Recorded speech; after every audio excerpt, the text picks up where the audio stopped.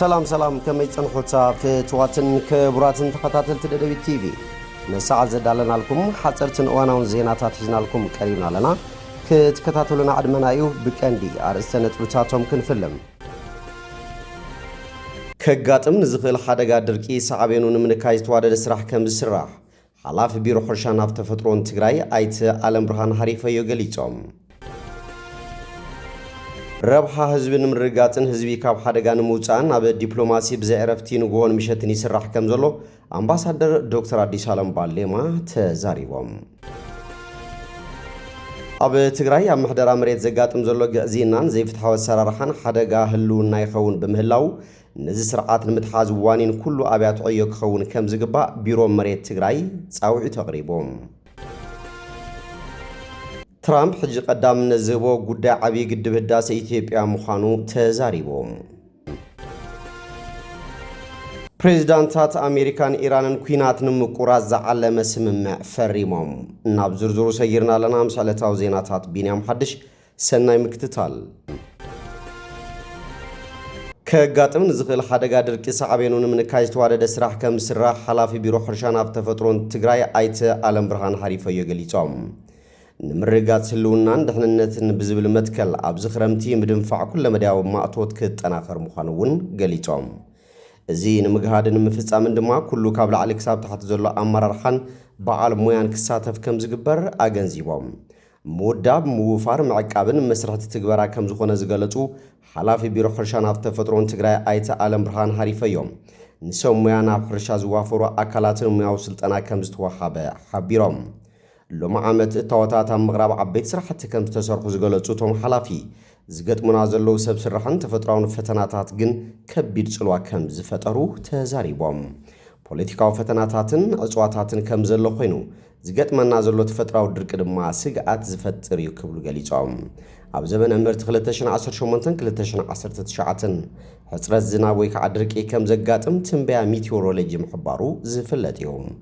ትንበያ ኩነታት ክራማት ዝዓመት ዝምልከት ዝናብ ዘንጊዑ ዝጅምር ምዃኑ ዝናብ ዝቆራረጸሉ ሰፊሕ ዕድል ምህላው እቲ ክራማት ቀልጢፉ ዝወጽእ ምዃኑን ኣብ ዝቕጽል ወርሒ ሕዳር ዘይስሩዕ ዝናብ ከም ዝዘንብን ተገሊጹ እዩ እነዚህ ክስዕብ ይኽእል ተባሂሉ ተሰጊኡ ዘሎ ሓደጋ ድርቂ መፍትሒ ኣንፈታት ከም ዝተቐመጥዎ ዝገለጹ አይተ ዓለም ብርሃን ምምካት ምውሓስ ዓርሰ ምርኮሳ ካብ ሕድሕድ ገዛ ከም ዝጅምርዮም ኣመላኺቶም ብዝኾነ መንገዲ ሕድሕድ ገዛ ዓርሱ ክድሕነሉ ዝግባእ ሜላ ምውሓስ ዓርሰ ምርኮሳ ኣብ ምልማዕ ኣሕምልቲ ገደናን ካልኦት መማረፅታትን ክሰርሕውን ጸዊዖም ዓርሰ ምትሕግጋዝን ድጋፍ ማሃብን ድማ መማረፂ መዋጽኦ ምዃንዮም ገሊጾም መንግስቲ ድማ ሙያውን ነዋታውን ሓገዝ ከም ዝገብር ኣፍሊጦም ትክክለኛ ምልመላን ዝምልከቱ ኣካል ምግባርን ክሕገዝ ዝግብኦ ኣካል ፈሊኻ ምሕጋዝን ኣካል መፍትሒ ተዘጋጥም ጸገም ምዃኑውን ገሊጾም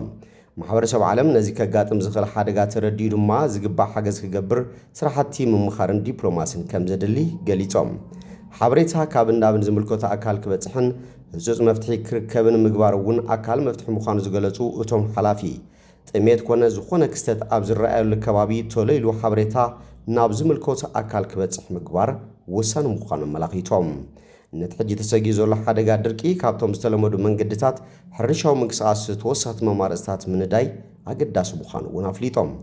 ሓረስታይ እውን ዘሎ ሕፅረት ዝናብ ተረዲኡ ጥብ ዝበለት ዝናብ ክዕቅብን ናብ ረብሓ ከውዕልን ምግባር መፍትሒ ኣንፈት ከም ዝኾነ ተዛሪቦም ካብ ዝራእቲ ሕርሻ ብተወሳኺ ኣብ ምርባሕ እንስሳን ምሕዋይ ሃብቲ ተፈጥሮን እውን ትኹረት ተዋሂቡ ከም ዝስራሓሉ ገሊጾም ረብሓ ህዝብን ምድርጋጽን ህዝቢ ካብ ሓደጋ ንምውፃን ኣብ ዲፕሎማሲ ብዘዕረፍቲ ንጎን ምሸትን ይስራሕ ከም ዘሎ አምባሳደር ዶክተር አዲስ ዓለም ባሌማ ተዛሪቦም አምባሳደር አዲስ ዓለም ነዚ ዝበሉ ብምኽንያት መበል 38 ዓመት ዝኽሪ መዓልቲ ስዋዓት ትግራይ ሰነ 15 ቃል በተግባር ነሰንዮ ብዝብል መሪሕ ሓሳብ ኣብ ዝተኻየደ መድረኽ ዘተዩ ኣብ ትሕቲ ሃገር ከም ክልል ኮንካ ዝግበር ዲፕሎማሲ መጸገም ዋላ እኳ እንተኾነ ህዝቢ ካብ ሓደጋ ንምውፃእ ንጎን ምሸትን እንሰርሓሉ ጉዳይ ክብሉ ገሊጾም ዲፕሎማሲ ብዘይ ጉልበት ተሰማዕነት የብሉን ዝበሉ እቶም አምባሳደር እቲ ጉልበት ድማ ሓድነት ህዝቢ ይክብሉ ገሊጾም በዚ ድማ ረብሓ ህዝቢ ብሰላማዊ መንገዲ ንምርጋጽ ይስራሕ ከም ዘሎ ኣረድዮም ምምላስ መንግስትን ብሰለስተ እግሩ ጠጠው ምባልን ድማ ዘለው ጸገማትን ምፍታሕ ዕድል ዝህብ ምዃኖም ገሊጾም ኣብ ትግራይ ኣብ ዝነበረ ጆኖሳይዳዊ ኩናት ትግራይ ብዓለም ለኸ ተሰማዕነት ክህልዋ ዲያስፖራ ተጋሩ ዘይተሓለለ ጻዕሪ ገይሮም እዮም ሕጂውን ጽቡቕ ምንቅስቓስ ዲያስፖራ ሎ ተጠናኺሩ ክቕጽል ከም ዝግባእ እውን እዮም እቶም ኣምባሳደር ኣመላኺቶም። ኣብ ትግራይ ኣብ ምሕደራ መሬት ዘጋጥም ዘሎ ግዕዝይናን ዘይፍትሓዊ ኣሰራርሓን ሓደጋ ህልውና ይኸውን ብምህላው ነዚ ስርዓት ንምትሓዝ ዋኒን ኩሉ ኣብያተ ዕዮ ክኸውን ከም ዝግባእ ቢሮ መሬት ትግራይ ጸዊዑ። ቢሮ መሬት ትግራይ ኣብ ኣጠቓቕማን ምሕደራን መሬት ዘጋጥሙ ጸገማት ንምፍታሕ ምሕደራ መሬት ስርዓት ብምትሓዝ ህልውናና ሕዌትናን ዘላቒ ልምዓትናን ነረጋግጽ ብዝብል መሪሕ ሓሳብ ምስ ኣመራርሓ ዝተፈላለዩ ኣብያተ ዕዮ ትግራይ ዘተካይዱ ድሕሪ ጀኖሳይዳዊ ኩናት ትግራይ ኣብ ምሕደራ መሬት ዝነበሩ ጸገማት ሰናይ ምምሕዳር ከም ዝተጋደዱ ዝገለጹ ሓላፊ ቢሮ መሬት ትግራይ ዶክተር ፍስሓ ሃብተጽዮን ኣብ ከተማን ገጠርን ሃብቲ መዓድንን ካልኦት ሃብቲ ተፈጥሮን ብዘይ ኣገባብ ብምጥቃም ሕብረተሰብን ጸገማት ሰናይ ምምሕዳር ብምቅላዕ ናብ ዝኸፋ ሓደጋ ህልውና የስዕብሉ ከም ዘሎ ገሊጾም። ኣብቲ መድረኽ ኣብ ምሕደራ መሬት ብዝተፈላለዩ ምሁራት ተዓውዲ መጽናዕቲ ቀሪቦም ዘተ ከም ዝተገበረሎም ዶክተር ፍስሓ ሓቢሮም። ኣብቲ ዘተ ኣመራርሓ ቤት ምክሪ ትግራይ ኮሚሽን ስነ ምግባርን ጸረ ግዕዝይናን ትግራይ ኣብያተ ፍርዲ ቢሮ ፍትሕን ካልኦት መዳርግቲ ኣካላትን ከም ዝተሳተፉ ንምፍላጥ ተኻኢሎም። ፕሬዚዳንት ኣሜሪካ ዶናልድ ትራምፕ ሕጂ ቀዳምነት ዝህቦ ጉዳይ ዓብዪ ግድብ ህዳሴ ኢትዮጵያ ምዃኑ ገሊጾም። ፕሬዚዳንት ኣሜሪካ ዶናልድ ትራምፕ ግብፂ ምስ ኢትዮጵያ ኣብ ጉዳይ ዓብዪ ግድብ ህዳሴ ኢትዮጵያ ዘጋጥማ ምስሓብ ቀዳምነት ሂቡ ከም ዝርእዮን ፍትሓዊ ዝኾነ ፍታሕ ክወሃቦ ከም ዝደልን ተዛሪቡ።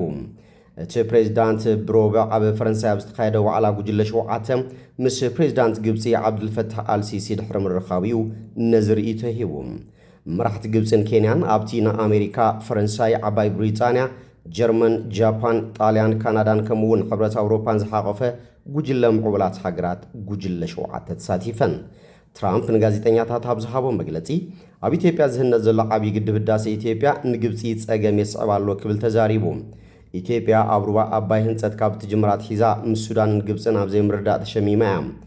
ግብፂ ኢትዮጵያን ሱዳንን ኣብ ጉዳይ ሩባ ኣባይ ኣብ ስምምዕን ምብጻሕ ን14 ዓመታት ክዘራረባ እኳ እንተጸንሓ ንሰለስቴን ሃገራት ዘዕግብ ኩሎ መድያዊ ስምምዕ ግን ዛጊት ኣይተበጽሐን። ኢትዮጵያ መወዳእታ ዓመት 2017 ዓ.ም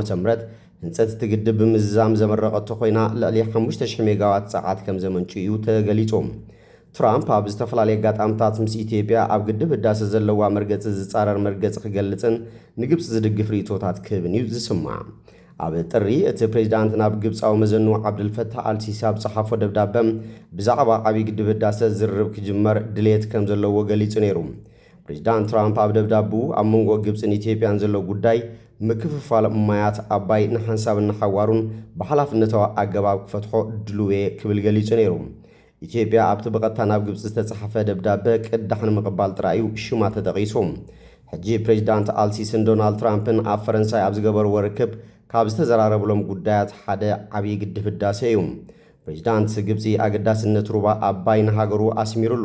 ትራምፕ እውን ነቲ ጉዳይ ንምፍታሕ ንዝገበሮ ተገዳስነት ኣመስጊኑ። ትራምፕ ንአልሲሲ ብምንኣድ ምስ ፕሬዚዳንት ግብፂ ብምረኻበይ ክብሪ ይስማዓኒ ብምባል ኣብ መላእ ዓለም ዝኽበር ሰብ እዩ፣ ዝምድናና ድልዱል እዩ፣ ውልቃዊ ዝምድናና ካብ ነዊሕ እዋን ድልዱል እዩ ክብል ወሲኹ ገሊጾም። ትራምፕ ወሲኹ ኣብ ፕሮጀክት ግድብ ይሕግዝ ኣለኹ፣ ብሓባር ንሰርሓሉ ኣለና ብምባል ብሓባር ይሰርሑ ከም ዘለዉ የረጋጊጹ። ትራምፕ ኢትዮጵያን ግብፅን ጉዳይ ግድብን ብዘይፍትሓዊ ኣገባብያ ትእንግዶም ዘላ ዝበለ ትራምፕ ክንዮ ሩባ ኣባይ ምስ ግብፂ ኣብ ንግዳዊ ጉዳያት ክሰርሑ ምዃኖም ኣመላኺቱ። ዓቐን ማይ ኣባይ ካብቲ ክኸውን ዝግብኦ እናወረደ ይኸይድ ኣሎ። ኣብ ኢትዮጵያ ግድብ ሰሪሖም ኣብ ግብፂ ብዙሕ ጸገም የስዕቡ ከም ዘለዉ እፈልጥ ኢሉ። ዶናልድ ትራምፕ ኣብ ቀዳማይ እብረ ስልጣኑ ጉዳይ እቲ ግድብ ከም ዝፈትሖ እኳ እንተገለጸ ብዝተታለለ መረፃ ምስ ተሳዕረ ግን ነገራት ከም ዝተበላሸው እዩ ዝገልጽ። ብድሕሪኡ እስኪ ተመሊስና ንዘትየሉ እሞ እቲ ጸገም ክፍትሐ ክብል ንአልሲሲ መብጻዕ ኣትዩሎም። ኣብ ቀዳማይ እብረ ስልጣን ትራምፕ ኣብ መንጎ ኢትዮጵያ፣ ግብፅን ሱዳንን ብሓልዮት ኣሜሪካን ባንኪ ዓለምን ተኸታታሊ ዝርርባት ተኻይዱ እዩ። እንተኾነ ኣብ መወዳእታ ስምምዕ ክብፅሕ ኣብ ትፅቢት ኣብ ዝግበረሉ ዝነበረ እዋን ኢትዮጵያን ረብሓኣ ዝጎዲ እዩ ብምባል ነቲ ስምምዕ ምፍራም ኣብያ። ከም ውፅኢቱ ድማ በዚ ዝተቆጠዐ ፕሬዚዳንት ትራምፕ ኣብቲ እዋን እቲ ኣሜሪካ ንኢትዮጵያ ትህቦ ዝነበረት ሓገዛት ገሊኡ ኣቋሪፅዎም። ኣብቲ ኣብ ፈረንሳይ ዝተኻየደ ዝርርብ አልሲስን ትራምፕን ፕሬዚዳንት ግብፂ ንትራምፕ ዓብዪ ኣኽብሮት ከም ዘለዎ ኣብ ማእኸላይ ምብራቕ ሰላም ኣምፅኡ ክብል ንኢድዎም። ፕሬዚዳንት ትራምፕ ንዓኻ ዘለና ኣኽብሮትን ኣድናቖትን ዝገልጸሉ ቃላት የብለይን፣ እዚ ግድብ ኣብ ግብፂ ዘውርዶ ዘሎ ጉድኣት ብዛዕባ ዘለካ ርድኢት ዓብዪ ኣኽብሮት ኣለኒ ኢልዎ። ግብፅን ሱዳን ኢትዮጵያ ሩባ አባይ ዝሃነፀቶ ዓብይ ግድብ ህዳሴ ኣብ ልዕሊ ሃገራት ምብራቃዊ ተፋሰስ አባይ ነባር ሓደጋ ዘምጽእ ክብላ ብተደጋጋሚ ከሲሰን ኣለዋ። ኢትዮጵያ ሕጋዊ መሰላ ፍትሓዊ ኣጠቓቕማ ተፈጥሮኣዊ ሃብቲ ትጥቀም ከም ዘላ ብተደጋጋሚ ገሊጻ እያ። እቲ ግድብ ኣብ ትሕቲ ሩባ ንዝርከቡ ሃገራት ከም ዘይጎዲኣ ትምጉት። ግብፂ ግና ኢትዮጵያ ብዛዕባ ትሕዝቶ ማይ እቲ ግድብን ኩነታት ምፍናው ማይን ብሕጊ ቀያዲ ስምምዕ ክትፍርም ትደሊ። ፕሬዚዳንት ትራምፕ ዳግማይ ናብ ስልጣን ምስ መፀ ሃገሩ ንህንፀት እቲ ግድብ ከም ዝመወለት እኳ እንተገለጸ ኢትዮጵያ ግን ብጀካ ዜጋታታ ካልእ ሰብ ነቲ ግድብ ገንዘብ ከም ዘወፈየ ትገልጽ። እቲ ፕሬዚዳንት እውን እቲ ግድብ ንግብፂ ክጎዲኡ ክብል ብተደጋጋሚ መርገፂ ግብፂ ክድግፍ ጸኒሑ እዩ። ሩባ አባይ መበገሲኡ ካብ ግብፂ እዩ ዝመስለን ክብል እውን ተዛሪቡ ነይሮም። እዚ ንህንፀቱ ልዕሊ $5 ቢልዮን ወፃኢ ዝተገበረሉ ግድብ ህዳሴ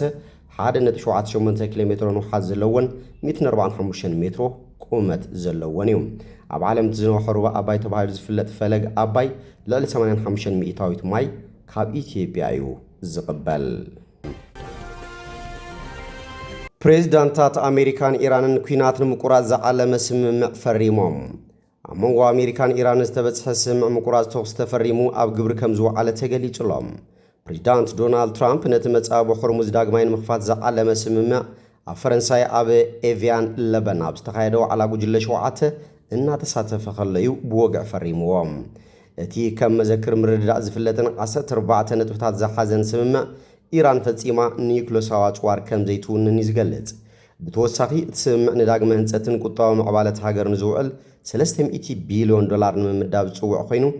ኣሜሪካ ግን ኣብዚ ገንዘባዊ ኣበርክቶ ክትገብር ኣይግድዳን እዩ።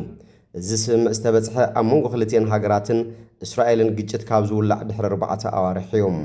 ምምሕዳር ትራምፕ ነዚ ስምምዕ ኣብ ኣፈጻጽማ ዝተመርኮሰ ክብል ዝገለጹ ኮይኑ ኢራን ክትጥቀም እትኽእል ዝኣተወቶም ጉቡኣት ክተኽብርን ከላ ጥራይ ኢሉ። ትሕዝቶ እቲ ስምምዕ ንሓያሎ ሕቶታት መልሲ ዘይሃበን ንብዙሓት ዓበይቲ ጉዳያት ከይፈትሐ ዝሓደገን እኳ እንተኾነ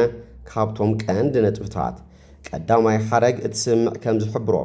ኣሜሪካ ኢራንን መሻርክታን ኣብ ኩሉ ግንባራት ሊባኖስ ሓዊሱ ወታደራዊ ምንቅስቃሳት ህጹጽን ቋምን ብዝኾነ መንገዲ ከም ዘብቅዕ ክእውጁ እዮም። ብወገን ኣሜሪካ ፕሬዚዳንት ትራምፕ እስራኤል ኣብ ልዕሊ ሂዝቦላ ተካይዶ ዘላ ወታደራዊ ስጉምቲ ነቲ ምስ ኢራን ዝተገብረ ስምምዕ ከበላሽዎ ይኽእል ዝብል ስግኣት እናሓደሮ መጺሎም። ቴሄራን ብወገና እቲ ግዜያዊ ምቁራጽ ተኹሲ ንሊባኖስ እውን ክሕውስ ከም ዝጽበ ብተደጋጋሚ ክትገልጽ ጸኒሓ እያ። ዝኾነ ይኹን ቀጻልነት ዘለዎ ወታደራዊ ስጉምቲ እስራኤል ኣብ ሊባኖስ ነቲ ምርድዳእ ምግሃዝ ከም ዝቝጸርን ኣድለይቲ ስጉምትታት ከም ዝውሰዱን ወሃቢ ቃል ሚኒስትሪ ጉዳያት ወጻኢ ኢራን ብረቡዕ ገሊጾም። እቲ ስምምዕ ከም ዝሕብሮ ካብ ሕጂ ንድሓር ክልቲኦም ወገናት ወታደራዊ ስጉምቲ ክወስዱ ወይ ነንሕድሕዶም ክፈራርሑ ከም ዘይብሎምን ግዝኣታዊ ሓድነትን ላዕላውነትን ሊባኖስ ከም ዘረጋግጹን ይገልጽ።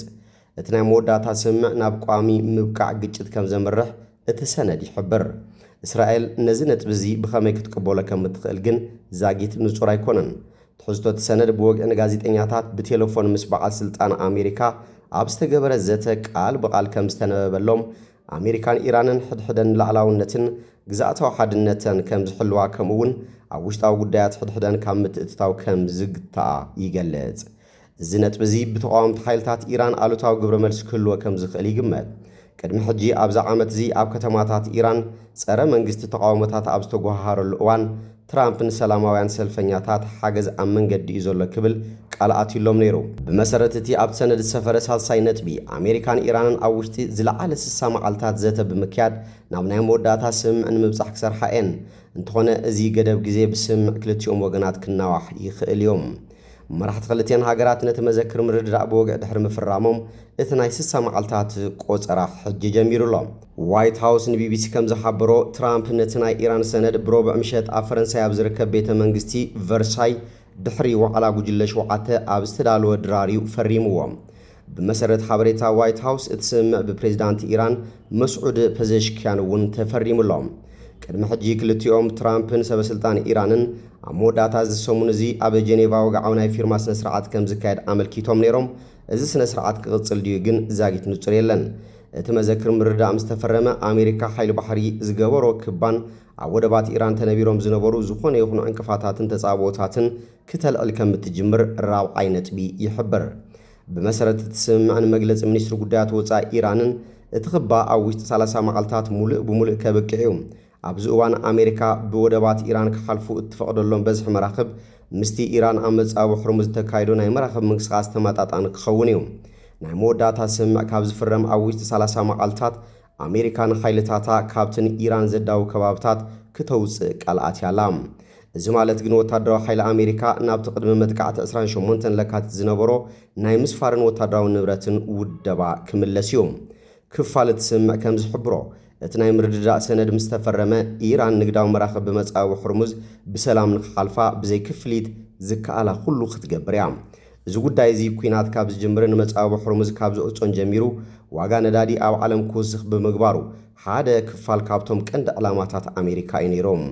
እቲ ሰነድ ከም ዝሕብሮ ቴክኒካውን ወታደራውን ዕንቅፋታት ናይ ምእላይን ነተውግቲ ናይ ምምክሻንን ኣድላይነት ኣብ ግምት ብምእታው ምንቅስቓስ መራኽብ ቀጥታ ክጅመር እዩ ሰበስልጣን ቅድሚ ሕጂ ኣብ ዝሃቦ ጋዜጣዊ መግለጺ መራኽብ ብመጻዊ ሕርሙዝ ክሓልፋ ከለዋ ምንም ዓይነት ክፍሊት ከም ዘይከፍላ ብተደጋጋሚ ከነጽሩ ፈቲኖም እዮም ኣብ ነዊሕ እዋን ኢራን ምስ ኦማንን ካልኦት ሃገራት ወሽመጥን ብሓባር ብምስራሕ ብዛዕባ ምሕደራ መጻዊ ሕርሙዝ ዝሰፍሐ ስምምዕ ክትገብር ምዃና እቲ ሰነድ ይሕብር ኣሜሪካ ኢራን መሰላታ ብትሪ ክትጣበቕ ከም እትፍትን እኳ እንተኣመነት ሃገራት ወሽመጥ ግን ኣብ መጻኢ ክፍሊት ዝሕተተሎ ኣሰራርሓ ፈጺመን ከም ዘይቕበልኦ እቲ በዓል ስልጣን ገሊጾም ሻድሻይ ነጥቢ እቲ ናይ ምርድዳእ ሰነድ ከም ዝሕብሮ ኣሜሪካን ዞባውያን መሻርክታን ንዳግመ ህንጸትን ቁጠባዊ ምዕባለን ኢራን ዝውዕል ብውሕዱ $300 ቢልዮን ዝግመት ናይ መወዳእታን ክልቲኦም ዝተሰማምዑሉን ውጥን ከዳልው እዮም እቲ ናይ መወዳእታ ኣሰራርሓ ናይ መወዳእታ ስምምዕ ካብ ዝፍረም ኣብ ውሽጢ 60 መዓልታት ዝውሰን ኮይኑ ኩሉ ፈቓዳትን ናጻ ስጉምትታትን ብኣሜሪካ ክወሃብ እዮም ኢራን ብሰንኪ እገዳታት ብብርቱዕ ተሃስያ ጸኒሓ ወፍሪ ቁጠባዊ ቁጣዕ ኦፕሬሽን ኢኮኖሚክ ፉሪ ዝተባሃለ ናይ ኣሜሪካ ወፍሪ ድማ ንቴህራን ካብ ዓለም ለኻዊ ስርዓት ፋይናንስ ንምንጻል ዝዓለመ እዩ ነይሩ ኢራን ኒኩለሳዊ ኣጽዋር ንኸይተጥሪ ወይ ንኸይትገዝእ ተሰማሚዓ ኣላ ክልቲኦም ወገናት ድማ ነቲ ቴህራን ድሮ ዘበልጸገቶ ዩራኒየም ንምፍታሕ ተሰማሚዖም ኣለዉ ነቲ ንብረት ምምሕዳር ዝኽእል ኣገባብ ዛጊት ንጹር የለን እቲ ሰነድ ከም ዝሕብሮ እቲ ኣሰራርሓ ብዝቕጽሉ ናይ ዘተ መድረኻት ብሓባር ዝውሰን ክኸውን እዩ እንተኾነ ግን ብውሕዱ እቲ ዝበልጸገ ዩራኒየም ኣብ ትሕቲ ቁፅጥር ሃገራዊ ትካል ኣቶማዊ ጸዓት ናብ ዝተሓተ ደረጃ ንምውራድ ኣብቲ ቦታ ክትግበር እዩ ሓደ ላዕለዋይ በዓል ስልጣን ኣሜሪካ ነዚ ከም ዝተሓተ ረቋሕን ኣሜሪካ ድማ ከም ዓብዪ ዓወትን ገሊጽዎ ትራምፕ ኢራን ኒኩለሳዊ ኣጽዋር ንኸይተጥሪ ምኽልካል ኣብ መጀመርታ ዝዓመት እዚ ወፍሪ ኤፒክ ፉሪ ኣብ ዝጀመረሉ እዋን ካብ ዝደልዮ ዝነበረ 99 ሚእታዊት ምዃኑ ገሊጹ ነይሩ ኣሜሪካ ነቲ ስምምዕ ኣብ ኣፈጻጽማ ዝተመርኮሰ ምዃኑ ስለ ዝገለጸቶ እቲ ኣብ ነጥቢ 7 ተጠቒሱ ዘሎ ናይ እገዳታት ምልዓል ምስቲ ኢራን ነጥቢ 8 ክተኽብሮ ዝግባእ ግቡእ ዝተኣሳሰረ እዩ እቶም ዝስዕቡ ክልተ ክፋላት እቲ ስምምዕ ከም ዝሕብርዎም ኣሜሪካን ኢራንን እቲ ዝበልጸገ ዩራኒየም መፍትሒ ክሳብ ዝረክብ ኒኩለሳዊ መደባታ ብዝምልከት እቲ ዘሎ ኩነታት ከም ዘለዎ ክቕጽል ተሰማሚዐን ኣለዋ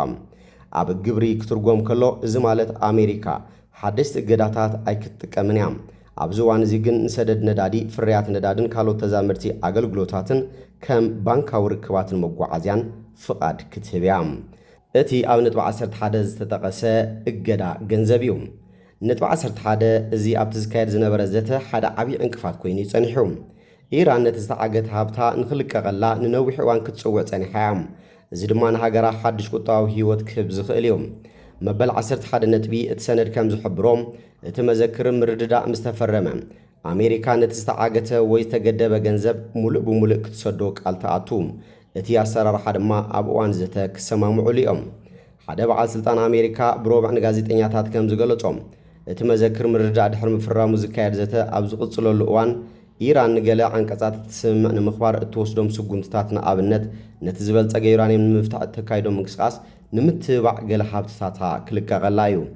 እቶም ዝተረፉ ናይ መወዳእታ ነጥብታት እቲ ሰነድ እቲ ስምምዕ ብኸመይ ኣብ ግብሪ ከም ዝውዕል ዘርዚሮም ኣለዉ ኣሜሪካን ኢራንን ነቲ መዘክር ምርድዳእ ኣብ ግብሪ ምውዓሉን ንመጻኢ ስምምዕ ዘለዎም ተገዛእነትን ንምክትታል ዘኽእል ኣሰራርሓ ከም ዝዝርግሓ ይገልጹ